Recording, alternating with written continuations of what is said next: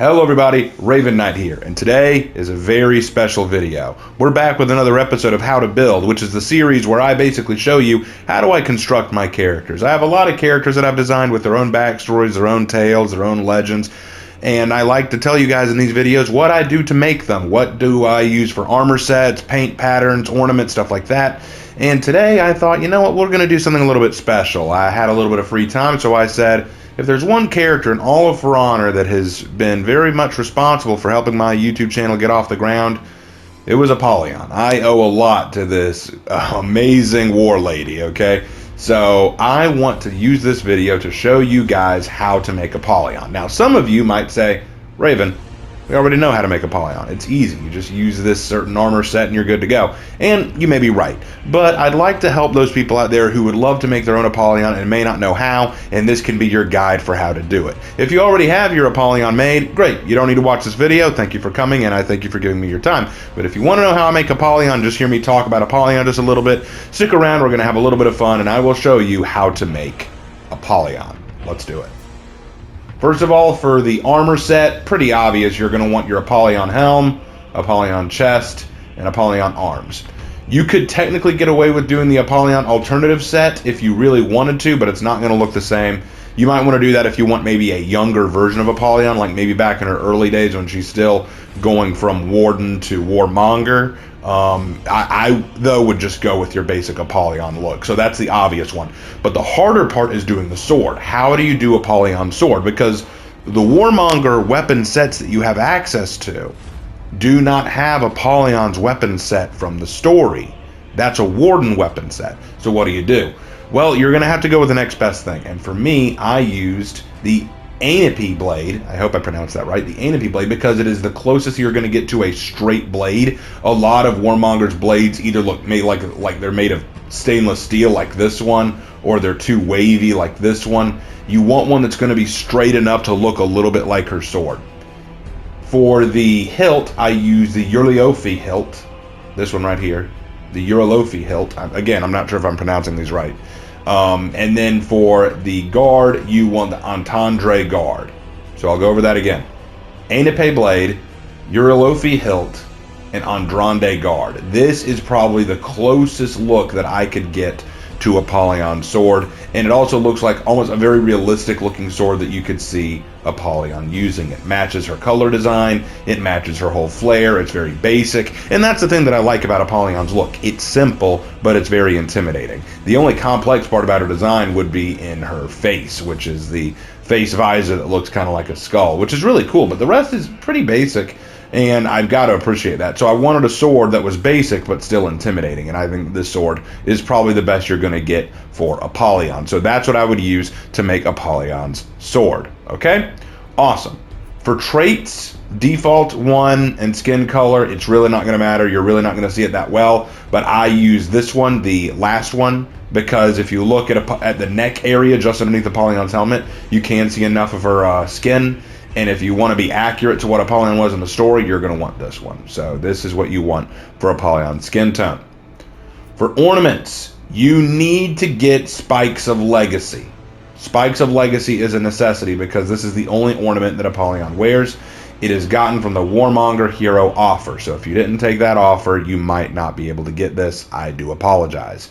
But this is almost a necessity in order to make Apollyon absolutely accurate. If you cannot get this, if you absolutely cannot get this, then the next closest thing would probably be Knot of Prominence. That would probably be the closest thing you could get after that, but it's really just not going to be the same. So again, you really want Spikes of Legacy. Okay? All right. Now, for material, you want iron. Nothing fancy. You don't want black. You don't want tar, you want iron. You're going with the bare bones basic color scheme for Apollyon, so don't get fancy here. You want to make it kind of unique or funny? Okay, feel free, but you're not going to have Apollyon. So make sure you get iron and make sure it's used on everything. All right? All right. Now, for the chest, absolutely no paint pattern, absolutely no symbol, absolutely no embossing. I know that was hard, right? But you don't want anything on the front. For the left shoulder, nothing, and nothing. You don't want anything for the shoulders. Nothing for either shoulder. Everything is plain, everything is basic. Now, of course, if you want to kind of customize a little bit and maybe add an embossing, that would be fine. But do not add a paint pattern, because it's going to take away from the look that Apollyon has. So if you want to make a true Apollyon, don't add anything. But if you want to get creative, try to just stick to embossings to create a texture. For the standards, nothing. Nothing. Keep it the way it is. And then for the back, keep it the way it is. Because if you're using the Apollyon chest, it will already have a paint pattern set up on the back. So literally, it could not be more simple than just giving her the outfit that she needs, and that's it. Just keep the basics. And then for the colors, Ashen is fine. No, really, Ashen is fine. It's what you get at Reputation 0 level 1. So all you really need, again, the standard skin color, and everything after that, nothing. Standard material. The ornament has to be Spikes of Legacy, but after you do that, you've pretty much made Apollyon. It's that simple. I know, you might be thinking, come on, it can't be that easy. It is, it is. The only tricky part for me was figuring out how I wanted to do the sword, and after I figured that out, we've got Apollyon. I think she looks great, don't you? This is how she showed up in the story. Now, after that, what else do you want to add for her to fit Apollyon? Well, for me, honestly, I do use Corruption Blade, mostly because it's just too good not to use. But if I wanted to go with something different, I would use Conqueror, because Apollyon is a Conqueror. For Elixir of Corruption, that goes along well with Corruption, but you could also use Flesh Wound, since Apollyon famously got that stab and then pulled it out, so she would just treat it as a Flesh Wound. I use Tough as Nails because Apollyon has a huge health bar in the final boss fight, so you want to make sure that she has a huge health bar in her fight, so you want to make sure that you get that big health bar. The other option is maybe Punch Through, but I'd much prefer Tough as Nails for that. And then I do use Corruption Blast with her because it's so useful, but you could also go with Auto Revive, since, you know what, Apollyon never truly dies. She always seems to come back. So you could genuinely go with the third feat for all, and you would have something pretty close to Apollyon. But I know a lot of people are like, no, we like our corruption feats. We want to keep our corruption feats, and I totally get that. But if you want to go with your default Apollyon build, hit the third feat on every single one, and you're probably going to have something pretty close to what Apollyon is. For executions, I use Sovereignty because it feels like something that Apollyon would probably use. It actually looks like something she might do in her battle. I use Preparation because, again, this feels just right for Apollyon. This doesn't even feel like Astria as much as it does Apollyon. I use Obliteration because I think this is a callback to something Apollyon did in her final fight against the Samurai. At least I think it was. I could be mistaken. It's been a very long time since I've done the story mode, so I could be wrong there. And then I, of course, do Wolf Among Sheep because this is where Apollyon pulls out her original sword.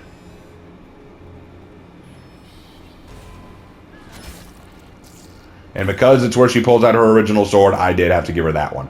So these are the ones that you're going to want to use. There are a few others, like you could definitely use one of her originals, which was, I believe it was called Humiliation. No, I'm thinking wrong. Evisceration, that's right, where she plunges her spiked gauntlet through the stomach. You could definitely do that, and that would kind of fit for Apollyon too, I feel like. But the ones that I went with, I feel like you can get a good idea for Apollyon from those.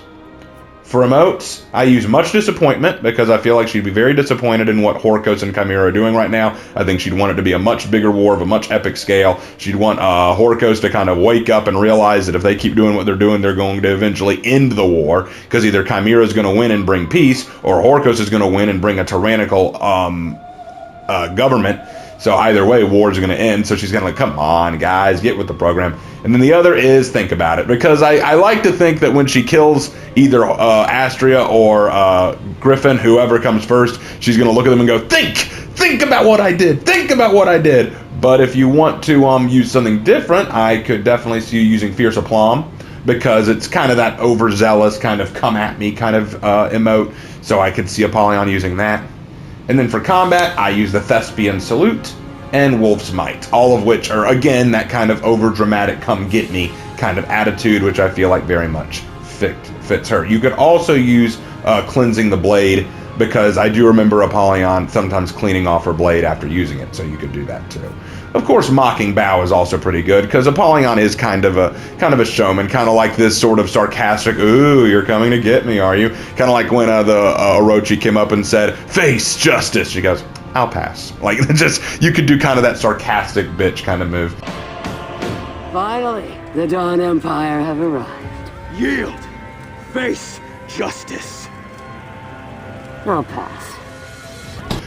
For signature, I go with "We Are Immortal" because it's a callback to what Apollyon actually did when the Peacekeeper jabbed her in the stomach with her knife, and she literally just yanks it out and she's just fine. Like, that's a great callback to who she was and what she did, so definitely use "We Are Immortal."